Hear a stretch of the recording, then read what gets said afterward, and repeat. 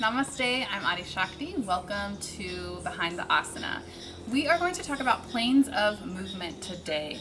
So in the physical practice of yoga, we begin to move our bodies, and we have three primary planes within the body that I find are helpful for me and for my students as I teach the practice of yoga and practice the practice of yoga. And so the three primary planes that I would like for us to consider are the coronal plane. So if you imagine that you are standing in Tadasana in mountain pose, or just standing in a traditional way, then the coronal plane is going to bisect the body from the top of the head all the way down the length of the body into the middle of your ankles and the floor.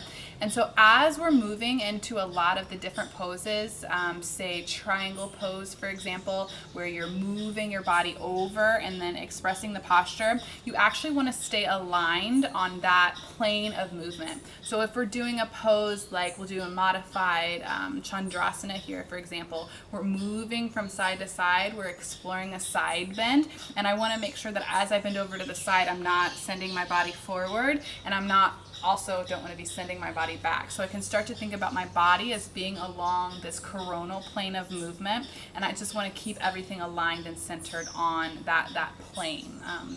Sometimes we talk about it as a pane of glass, or we're imagining ourselves in a toaster, and we don't want to touch the front of the toaster, we don't want to touch the back of the toaster, so we want to stay nice and centered. The next one is the sagittal plane. So the sagittal plane actually lines you up in the middle, and so when we're talking about doing things like forward folding or back bending, we can imagine that we're moving along this plane that goes right through the body and then through my back. And so as you're folding forward, traditionally, unless your intention is to do some sort of variation, but as you fold forward and you're trying to get equal stretch in both of the hips or equal stretch in both of the hamstrings, for example, you want to make sure that you're staying on this center line as you move forward, especially for the health of the back. When we're moving into our back bends, we want to make sure that our shoulders are aligned on either side of this sagittal plane as we move back. The third plane that we think about is the transverse plane. So this kind of dissects the body in the middle.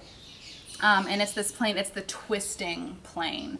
So we just want to make sure that we, as we begin to move into our different twists, that we're maintaining a length in the spine, that we are aligned as we begin to move, from side to side. So we can kind of imagine that space in the body where we have that twisting mobility. So those are the three planes. Again, we have the coronal plane of movement, the side to side plane. We have the sagittal plane, which is going to be our forward folds and our back bends, and then we have that transverse plane, which is going to support us in healthy twists. So thank you so much. Those are the planes of movement. I'm Adi Shakti. This is Behind the Asana. Namaste.